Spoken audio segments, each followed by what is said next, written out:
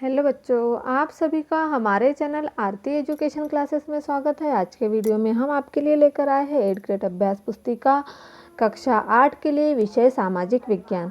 तो आइए बच्चों, हम आपके लिए लेकर आए हैं कक्षा 8 विषय विज्ञान की जो 8th ग्रेड अभ्यास पुस्तिका है, जिससे कि आपके वार्षिक परीक्षा के जो पेपर है वह भी इसी अभ्यास पुस्तिका से आएंगे। तो हम यहाँ पर लेकर आए हैं अध्याय 1, कैसे, कब और कहाँ। ब्रिटिश भारत के प्रथम गवर्नर जनरल कौन थे? इसका जो पहला हमारा प्रश्न है वह है ब्रिटिश भारत के प्रथम गवर्नर जनरल कौन थे। तो हमारा अतीत के जो पाठ्य पुस्तक है उससे उत्तर खोजना हमारे। तो ब्रिटिश भारत के प्रथम governor general Lord Warren Hastings थे। कौन थे? लॉर्ड वॉरेन हेस्टिंग्स थे। उसके बाद हमारा अगला प्रश्न है बच्चों, प्रश्न number 2, A history of British India नामक पुस्तक के लेखक कौन थे? तो ए हिस्ट्री ऑफ ब्रिटिश इंडिया नामक पुस्तक जेम्स मिल ने लिखी थी। किसने लिखी थी? जेम्स मिल ने। तो इसके लेखक कौन थे?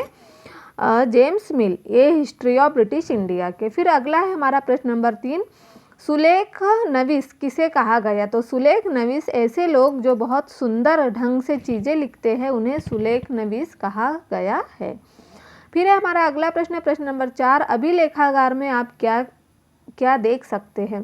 तो अभिलेखागार में आप प्रशासन की एक शाखा से दूसरी शाखा के पास भेजे गए पत्रों, ज्ञापनों, जिला अधिकारी द्वारा तैयार किए गए नोट्स और रिपोर्ट्स इत्यादि पढ़ सकते हैं। हम क्या कर सकते हैं अभिलेखागार में? अभिलेखागार में आप प्रशासन की एक शाखा से दूसरी शाखा के पास भेजे गए पत्रों, ज्ञापनों, जिला अधिकारी द्वारा तैयार किए गए नोट्स और रिपोर्ट्स इत्यादि पढ़ सकते हैं। उसके बाद हमारा अगला प्रश्न है प्रश्न नंबर 5, इतिहास को तारीखों से क्यों जोड़ा जाता है? तो इतिहास को तारीखों से इसलिए जोड़ा जाता है कि ताकि इतिहास में घटित घटनाओं का वैज्ञानिक ढंग से क्रमबद्धता के साथ अध्यापन किया जा सके।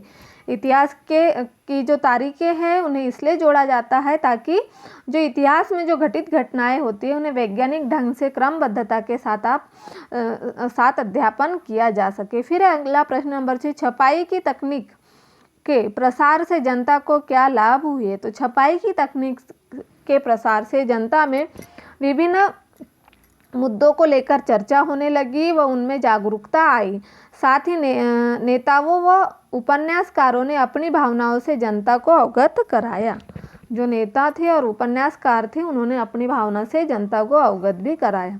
उसके बाद है प्रश्न नंबर 7, औपनिवेशीकरण से क्या आशय है?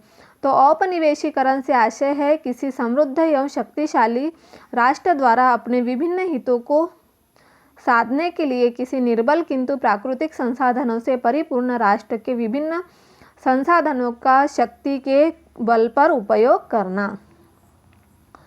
निर्बल किंतु प्राकृतिक संसाधनों से परिपूर्ण राष्ट्र के विभिन्न संसाधनों का शक्ति के बल पर उपभोग करना। फिर है प्रश्न नंबर 8, जनगणना द्वारा किस प्रकार की जानकारियाँ एकत्रित की जाती है? तो जनगणना के द्वारा भारत के सभी प्रांतों में रहने वाले लोगों की संख्या, उनकी जाति, इलाके और व्यवसाय के बारे में जानकारियाँ इकट्ठा की जाती है। फिर है प्रश्न नंबर 9, जेम्स मिल द्वारा अपनी किताब में मुख्य रूप से किन बातों को उल्लेखित किया जाता है? तो जेम्स मिल ने अपनी किताब ए हिस्ट्री ऑफ ब्रिटिश इंडिया में भारत के इतिहास को हिंदू, मुस्लिम व ब्रिटिश काल में विभाजित किया। कौन से? हिंदू, मुस्लिम और ब्रिटिश काल में विभाजित किया है। साथ ही उसका मानना था कि अंग्रेजों को सारे भूभाग पर कब्जा कर लेना चाहिए ताकि भारतीय जनता को ज्ञान और सुखी जीवन प्रदान किया जा सके। उसके बाद हमारा अगला प्रश्न है प्रश्न नंबर 10, औपनिवेशिक शासन के दौरान सर्वेक्षण के क्या उद्देश्य थे? तो औपनिवेशिक शासन के दौरान सर्वेक्षण के नियम निम्नलिखित थे। भारत पर अच्छे से शासन करने के लिए वहाँ की धरती की सतह, मिट्टी की गुणवत्ता, वहाँ के मिलने वाले पेड़ पौधे, स्थानीय इतिहास तथा वहाँ की जनकिनी का ज्ञान होना आवश्यक था। तो इस तरह से औपनिवेशिक शासन के दौरान सर्वेक्षण के नियम के उद्देश्य थे। तो इस तरह से हम यहाँ पर पाठ 1 लेकर आए हैं आपके लिए, जो 8th ग्रेड अभ्यास पुस्तिका है कक्षा 8 विषय सामाजिक विज्ञान का पाठ 1, कैसे, कब और कहाँ। तो इसी में से आपके जो वार्षिक परीक्षा के प्रश्न उत्तर है बच्चों वह पूछे जाएंगे। तो इस तरह से आप इसे पूर्ण लिख लीजिए हमारा वीडियो देखकर। और आपको यदि हमारे आगे की वीडियो देखना है तो हमारे चैनल को सब्सक्राइब ज़रूर कर लीजिए और बेल आइकन को प्रेस करना ना भूलिए, ताकि आपको हमारे आने वाले वीडियो के नोटिफिकेशन मिलते रहेंगे।